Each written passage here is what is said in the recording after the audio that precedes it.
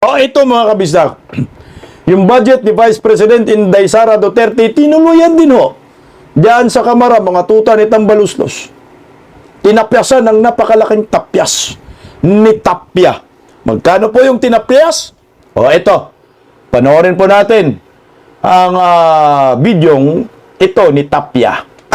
Committee on Appropriations decided to recommend a reduced budget for the Office of the Vice President, and the reduction shall be split by the DSWD AIX program and the DOH MAIFIP program. So ipapaliwanag ko lang po na ang decision na ito ay isang committee decision.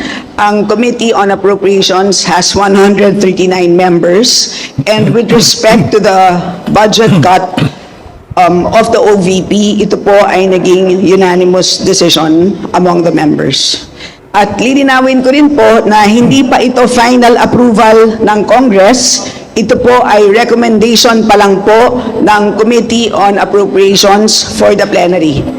At kagabi naman po ay nag-second reading na rin po ang approved committee report na kung saan nakapaloob ang recommendation ng reduced budget for the OVP. So which means nakakalendar na po ang General Appropriations Bill as amended for plenary debates beginning September 16.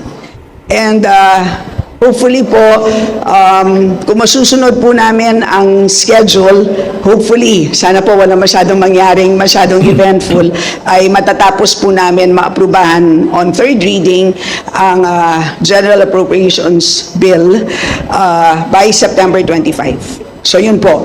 At ilinawin ko rin po na meron pang another round of amendments. At ito po will be sa plenary na po. Doon na nga po on the week of September 16 to September 25. So, ang nangyari po is while the Office of the Vice President, the DBM, proposed or recommended a budget of 2.037 billion for the OVP. Kami naman po, ang Committee on Appropriations yesterday recommended, to be exact, 733,198 million pesos, which means mayroong cut of 1.293159 billion pesos. Grabe, ang laki. At ang reduction na yan ay ililipat po sa dalawang ahensya, and as I had mentioned earlier, for two programs, the DSWD AIX program, which is the assistance for individuals in crisis situations, and the DOH MAIFIP, or the medical assistance for indigent and financially incapacitated patients. In other words, dalawa pong very important social protection programs ng ating gobyerno. Malinaw po na napakarami pong tao na involved dito po sa pag-aproba ng budget. Hindi lang po dalawang tao. Niluluko nyo po yung sarili ninyo. Kahit araw-araw po kayo dyan mag-hearing sa budget, wala po kayong kwenta dyan. Ang tawag dyan, formality lang. Formalidad lang para sabihin ng sambayan ng Pilipino na hinimay-himay ninyo yung budget, pero ang katotohanan, display lang yan.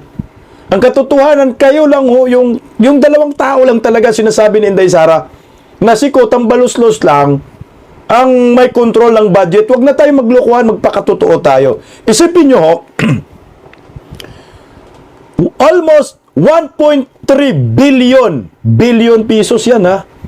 1 billion at 3 million, 1.3 billion. Yung tinapya sa budget ni kay Vice President Inday Sara, 700 million na lang yung tira. O ganito ho yun guys. Noon pa yan guys. Alam ko na talaga nakakainggitan si Inday Sara, ni Tambaluslos, Marcos, ni Bangag at ni Palaka. Dahil maganda ho yung programa ng Office of the Vice President. Mantakin mo. Saan ka nakakita na sa kasaysayan ng ating bansa, first time yata in the history na yung Office of the Vice President ay nakapagbigay ng tulong direkta sa lahat ng mga Pilipinong nangangailangan gaya ng medikal. Yan o, tulong medikal. Ginawa ni Inday. Ayuda. Ginawa ni Inday. Livelihood program. Namigay si Inday ng puhunan. Livelihood program.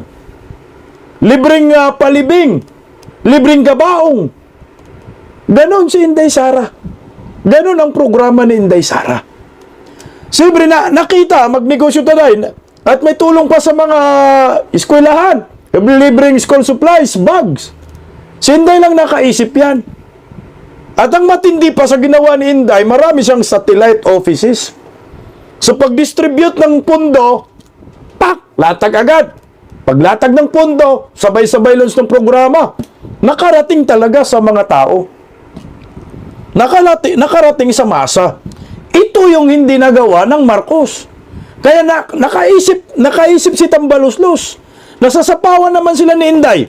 May libreng sakay pa. Nasasapawan naman na sila ni Inday.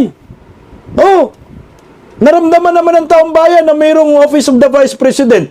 Kasi ayaw ni Inday na magiging spare tire lang ang isang Vice President.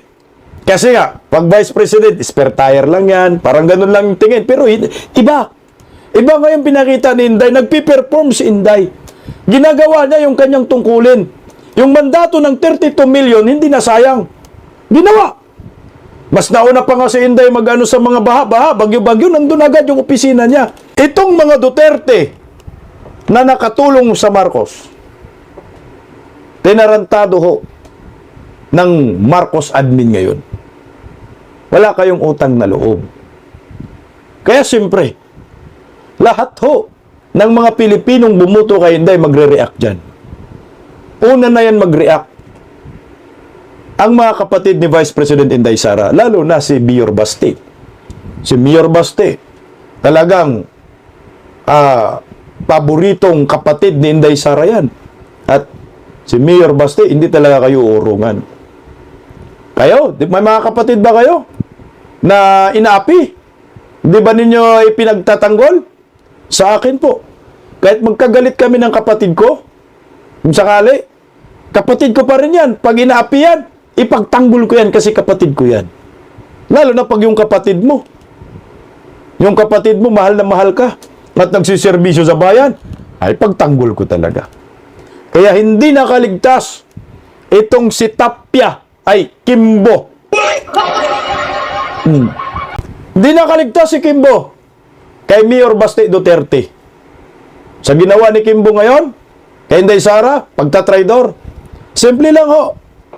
Ang ganti ni Mayor Baste kay Kimbo. Simpleng post lang ho. Oh. Labas mga Bisaya! Yung mga Bisaya, nakakaintindi yung post na yan. Basahin natin. Ano yung post? Tabili. Sa mga Bisaya, ano yung tabili sa Tagalog? Simpleng post nyo, pero tinamaan kayo dyan. Ay, ano ba sa Tagalog yung tabili? Amin kasi yung tabili, butiking green. Pero grabe naman si Mayor Basi. Butiking green. Butiking green yung tabili sa amin. Iba rin yung toko. Ang toko kay toko. Ano man toko? Pwede rin, toko siya. Baro buhaya. Sabi na ni Mayor Basi, tabili ka daw. Ito po yung sinasabi ni Mayor Baste. Ewan ko, si Mayor Basi may sabi nito, ha?